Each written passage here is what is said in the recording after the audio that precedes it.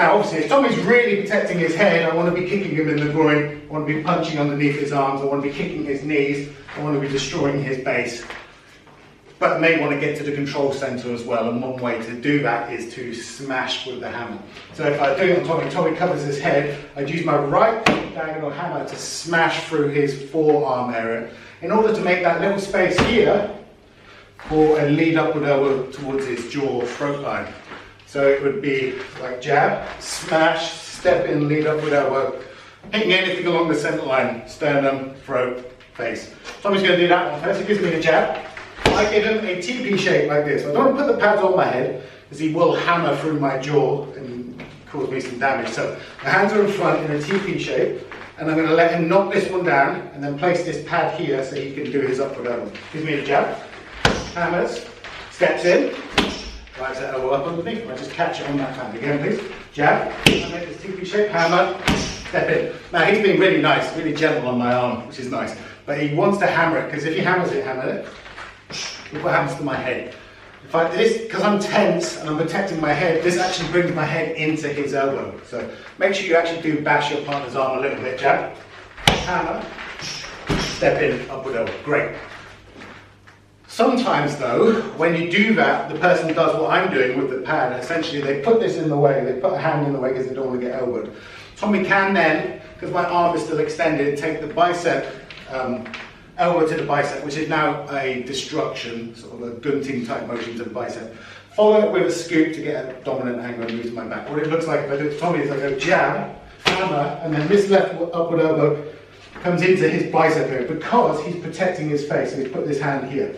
If you turn the camera slightly, I could elbow his own hand into his face, but because his lead arm, face me again please mate, is extended and out, I'm going to take this elbow to the bicep here. The left hand is going to scoop on his elbow, turn him away from me, and I'm going to punch over his shoulder to hit his jaw line. So this is quite common in Filipino martial arts, this lead elbow destruction to a scoop. We're just putting it on the pads. So the second variation is he gives me the jab.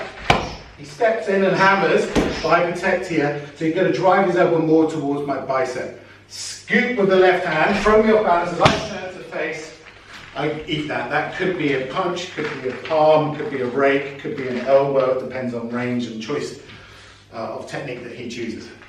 So this is a split second thing. I've hammered Tommy's arm, and maybe he's turned his head away from me. So it's not easy. So look, the only target, if you turn slightly towards the camera, he's kind of shoulder rolled it essentially.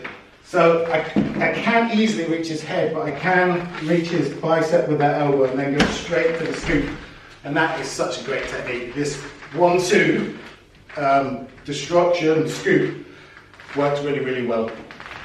And so again, make sure your elbow goes into my bicep. So give me a jab. I give him the TP shape. It goes straight to the arm, scoops it, steps, and as I turn to face, he hits it one more time on this side.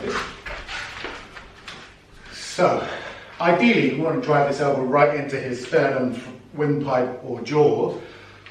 But my response might be this, which is quite a good response when someone's hammered through your gut and they're about to hit you with an elbow, is this to turn away.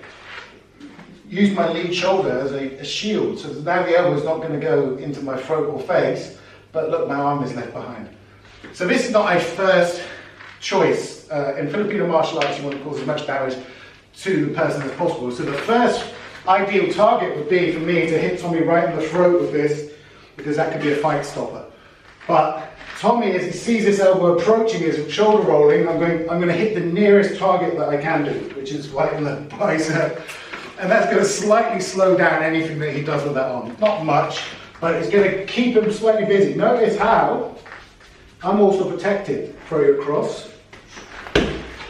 He's unlikely to get a decent shot in on me because I am protected behind that. So this is built-in cover, which is very, very cool. So the drill slowly looks like this. He gives me the jab, goes with the diagonal hammer, elbow to the bicep, scoop, and as I turn, I walk into fists of fury. So that's using the rear diagonal hammer to clear the person's guard.